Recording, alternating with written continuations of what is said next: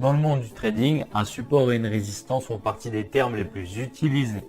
Pour commencer, qu'est-ce qu'un support? Un support est une zone de prix où le marché a tendance à rebondir. C'est un niveau psychologiquement important où les traders chercheront à se positionner à l'achat. Un support, c'est ça. Pour identifier un support, il faudra rechercher une zone où le prix a rebondi plusieurs fois. En bref, un support est une zone de prix qui offre un fort potentiel de pression des acheteurs, qui eux vont vouloir faire grimper le prix à la hausse. Autour d'un support, les acheteurs seront beaucoup plus puissants que les vendeurs. Un support est un niveau idéal pour se positionner à l'achat pour un trader dont l'analyse est haussière. Alors maintenant, qu'est-ce qu'une résistance?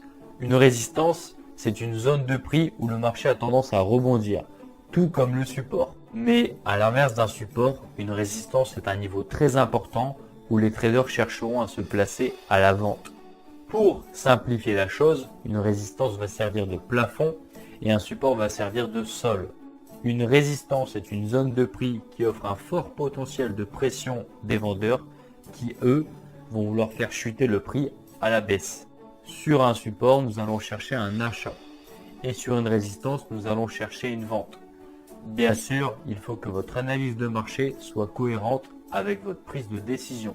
Les traders qui voudront se positionner à l'achat autour d'un support placeront leur stop loss en dessous de ce support. Et pour les traders qui veulent se lancer à la vente autour d'une résistance, placeront leur stop loss au-dessus de cette résistance. Rappelez-vous qu'un support et une résistance, ce n'est pas un prix fixe, ni une ligne fixe. C'est plutôt une zone de prix qui est intéressant à surveiller. Maintenant, pour identifier un support ou une résistance, nous allons rechercher au minimum deux impacts dans la même zone de prix. Donc oui, vous l'aurez compris, pour valider un support ou une résistance, il faudra compter au minimum deux impacts sur celui-ci. Et plus vous aurez d'impact sur la résistance ou plus vous aurez d'impact sur le support, plus celle-ci sera importante. Alors, lorsque vous avez un support qui casse, il y a de fortes chances que ce support devienne une résistance. Donc, vous l'aurez bien compris, si la courbe casse par le bas le support, c'est que les vendeurs sont supérieurs aux acheteurs. Les acheteurs ayant perdu la bataille préfèrent pour la plupart clôturer leur trade en négatif, ce qui provoquera une amplification de la chute. Point important à retenir, un support franchi deviendra une résistance et une résistance franchie deviendra un support. On appellera ça l'inversion des rôles. Bien sûr, toujours attendre une confirmation. C'est-à-dire que si le support casse, attendre au moins un rebond pour confirmer la nouvelle résistance. Il existe aussi d'autres formes de support et de résistance. On va les appeler les canaux. Les canaux sont des figures directement liées à l'étude des droites de tendance étudiées précédemment. Les cours du marché vont varier entre ces deux droites.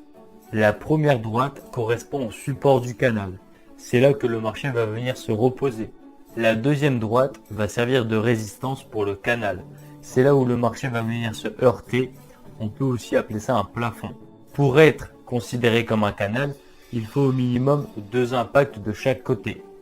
Et plus vous aurez d'impact, plus le canal sera important. Les acheteurs se placeront sur la droite de support et les vendeurs, eux, se placeront en vente sur la droite de résistance du canal. À savoir aussi, plus le canal sera incliné vers le haut, plus la chance qu'il a de s'essouffler sera élevée. En moyenne, pour un canal solide, on peut compter les 45 degrés.